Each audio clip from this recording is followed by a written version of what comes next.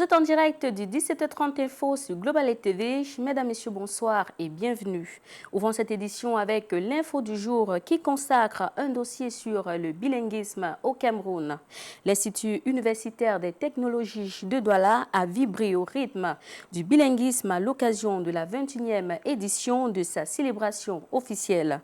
Placée sous le thème « L'intelligence artificielle au service du bilinguisme », cette journée a été marquée par une série d'activités culturelles et académiques visant à promouvoir le vivre ensemble et la diversité linguistique au sein du campus universitaire.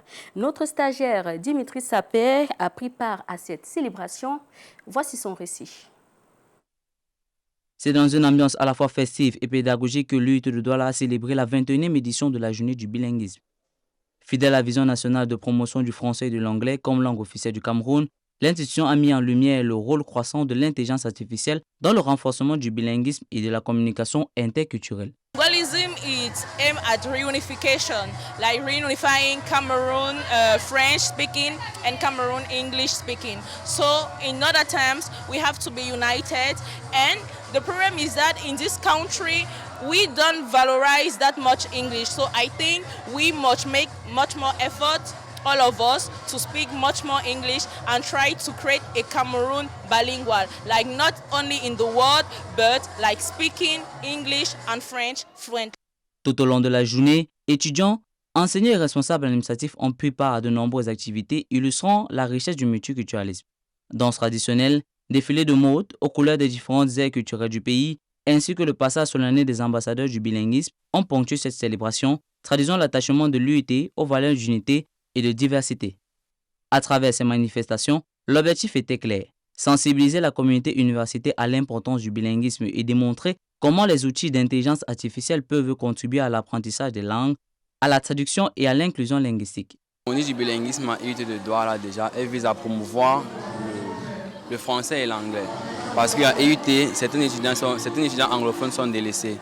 Du coup, on a décidé de mettre sur cette journée afin de les valoriser et de permettre à ce qu'ils puissent se sentir chez eux. Ils puissent savoir que l'anglais n'est pas seulement leur langue à eux, mais c'est aussi notre langue à nous en fait. Prenant la parole, les responsables de l'UIT de Douala, tout comme les étudiants, ont réaffirmé leur engagement à faire du bilinguisme un pilier fondamental de la vie académique sur le campus. Ils ont souligné la nécessité de former des jeunes capables d'évoluer dans un environnement bilingue et technologiquement avancé. Journée du bilinguisme à l'IUT, déjà je vais commencer par dire que l'IUT c'est pas une école bilingue. Donc ça fait 4 ans aujourd'hui qu'au fil des années l'IUT essaye de remonter la pente en essayant de devenir bilingue. Ce par la traduction des cours en anglais et en français et ce par des journées organisées où on doit parler uniquement anglais. Cette 21e édition restera comme un moment fort de célébration, de réflexion et d'engagement collectif en faveur d'un bilinguisme dynamique, inclusif et résolument tourné vers l'avenir. L'équipe de Global TV était présente à l'UIT de Douala pour la célébration de la journée du bilinguisme sur le thème intelligence artificielle au service du bilinguisme. Pour Global TV, Richard Beke, Pythagore Goudji, Dimitri Saper. En 2026, le Cameroun célèbre la 21e édition de la fête du bilinguisme, un rendez-vous symbolique qui remet au cœur du débat la place réelle du français et de l'anglais dans la vie nationale. Au-delà des cérémonies officielles, cette commémoration invite à s'interroger sur l'effectivité du bilinguisme au quotidien. S'agit-il d'une réalité vécue ou d'un idéal encore à parfaire? Notre stagiaire Elvira Fongan nous en dit plus. Présenté comme l'un des piliers de l'unité nationale, le bilinguisme demeure une singularité du Cameroun. Hérité de son histoire et consacré par la Constitution. Chaque année, la célébration de la fête nationale du bilinguisme vient rappeler cette option fondamentale. Pourtant, au-delà des discours officiels, la question de son effectivité dans la vie quotidienne continue de susciter débats et interrogations. Dans la pratique, de nombreux Camerounais éprouvent encore des difficultés à s'exprimer dans l'une ou l'autre des deux langues officielles. Pour une grande partie de la population francophone, l'anglais reste peu maîtrisé et rarement utilisé en dehors du cadre scolaire. À l'inverse, dans certaines zones anglophones, le français demeure marginal dans les échanges courants. Cette réalité linguistique crée parfois des barrières dans l'accès aux services publics, à l'emploi ou à l'information. Je ne parle pas couramment la langue anglaise. Je comprends l'anglais, mais parler couramment, non. Étant des francophones, c'est maintenant que nous commençons à nous rendre compte que l'anglais est une langue commerciale. J'aime bien l'anglais. J'aime bien. Oui, c'était un peu dur. Toutefois, ces insuffisances ne sauraient occulter les efforts constants déployés par les pouvoirs publics pour promouvoir le bilinguisme dans tous les secteurs de la vie nationale. Depuis plusieurs années, le gouvernement camerounais multiplie les initiatives visant à renforcer l'usage effectif du français et de l'anglais, notamment dans l'administration et l'éducation. Dans les services administratifs, l'exigence du bilinguisme est régulièrement rappelée à travers des circulaires et des instructions officielles. Les documents administratifs, les concours de la fonction publique et les communications institutionnelles sont de plus en plus conçus dans les 2 langues officielles. Des formations linguistiques sont également proposées à certains agents publics afin d'améliorer leur capacité à servir les usagers français comme anglais. Le secteur éducatif constitue l'un des axes majeurs de cette politique. L'enseignement de la seconde langue officielle, introduit dès le primaire avec l'ambition de former des citoyens capables de communiquer dans les 2 langues. La création et le développement d'établissements bilingues, publics et privés, ainsi que la promotion des secteurs anglophones et francophones dans les lycées et universités, traduit cette volonté de renforcer l'immersion linguistique des apprenants. La majorité des écoles deviennent bilingues. Déjà même dans la formation à l'ENIEJ, on fait déjà la formation bilingue. Donc normalement, chaque enseignant devrait enseigner le français et l'anglais dans sa classe. Dans un contexte de mondialisation accrue, la maîtrise du français et de l'anglais offre aux jeunes Camerounais des opportunités accrues tant sur le plan académique qu'économique.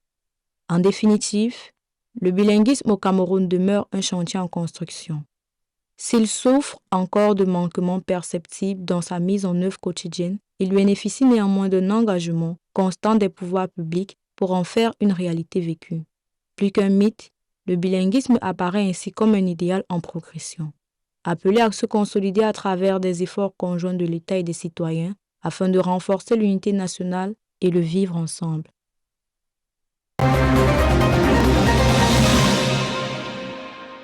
Dans le reste de l'actualité, mesdames, messieurs, restons toujours au Cameroun, mais tout d'abord, prenons cette note d'information. Par décret numéro 2026/069, signé du 5 février 2026, le président de la République, Paul Biya, a nommé Difontan Bouma Nyamdi, ambassadeur extraordinaire et plénipotentiaire de la République du Cameroun auprès de l'État d'Israël. Cette nomination marque une nouvelle étape dans le renforcement des relations diplomatiques entre le Cameroun et l'État d'Israël. Le nouvel ambassadeur aura pour mission de représenter les intérêts du Cameroun et de promouvoir la coopération bilatérale entre les 2 pays. Face aux défis persistants dans le système de santé, le gouvernement camerounais passe à l'action. Validé par le Premier ministre, le recrutement de 920 personnels soignants dans la fonction publique marque une étape importante dans le renforcement des ressources humaines sanitaires. Cette opération, lancée le 4 février 2026, s'inscrit dans les engagements pris par les plus hautes autorités de l'État en faveur d'un meilleur accès aux soins. Notre stagiaire Eldira Fongan, une fois de plus. Le gouvernement camerounais a officiellement lancé le recrutement de 920 personnels soignants dans la fonction publique et une opération validée par le Premier ministre Joseph Dion-Ngouté a annoncé le 4 février 2026 par le ministre de la fonction publique et de la réforme administrative, Joseph Ly, à travers la signature de 3 arrêtés portant ouverture de concours directs. Cette campagne de recrutement cible plusieurs corps du secteur sanitaire avec 250 postes ouverts pour les médecins généralistes, 200 pour les aides-soignants de santé communautaire, 200 pour les sages-femmes ainsi que 90 places pour les pharmaciens et 90 pour les chirurgiens dentistes. À ces profils s'ajoutent 45 ingénieurs biomédicaux et 45 techniciens biomédicaux, traduisant la volonté des pouvoirs publics de renforcer aussi bien les ressources humaines médicales que les compétences techniques du système de santé.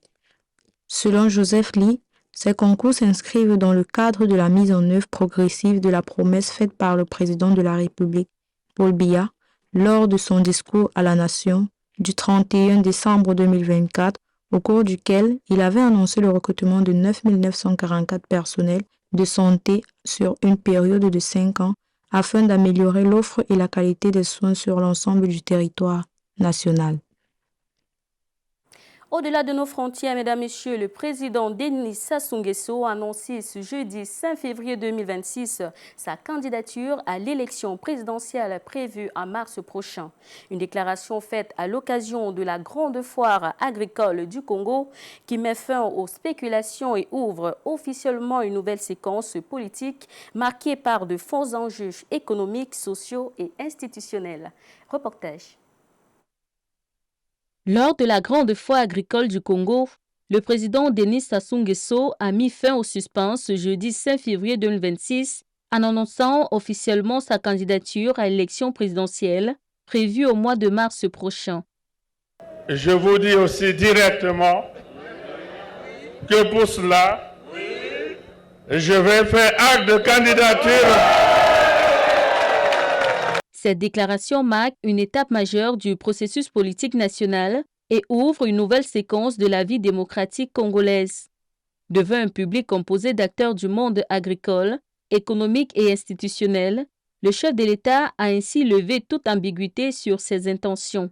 À travers cette officialisation, l'homme âgé de 82 ans réaffirme sa volonté de poursuivre l'œuvre engagée en faveur de la stabilité institutionnelle et économique, de la souveraineté nationale et du progrès social. Un message de continuité qui s'inscrit dans la ligne des orientations défendues tout au long de ses précédents mandats. Cette annonce intervient dans un contexte national marqué par des enjeux majeurs, notamment en matière de gouvernance, de diversification économique, de sécurité alimentaire et d'emploi des jeunes. Elle s'inscrit également dans une dynamique visant à renforcer le rayonnement du Congo sur la scène africaine et internationale. À quelques semaines de l'échéance électorale, l'officialisation de cette candidature redessine le paysage politique et lance de facto la campagne présidentielle dans un climat d'attente et de mobilisation au sein de l'opinion publique congolaise. Moscou et Pékin entendent approfondir leur rapprochement stratégique. Lors d'un sommet bilatéral en visioconférence, Vladimir Poutine et Xi Jinping ont affiché leur volonté commune de définir une nouvelle feuille de route afin de renforcer durablement la coopération politique, économique et internationale entre la Russie et la Chine. Reportage. Le président russe Vladimir Poutine s'est entretenu par visioconférence avec son homologue chinois Xi Jinping lors d'un sommet bilatéral consacré à l'avenir des relations entre la Russie et la Chine. Au cœur des échanges figurait la volonté commune de définir une nouvelle feuille de route visant à renforcer un partenariat déjà qualifié de stratégique par les deux parties. Monsieur le Président Poutine, mon cher vieil ami, c'est avec plaisir que je vous retrouve à l'occasion de cette visioconférence organisée au début de cette année. Nous sommes aujourd'hui au jour marquant le début du printemps.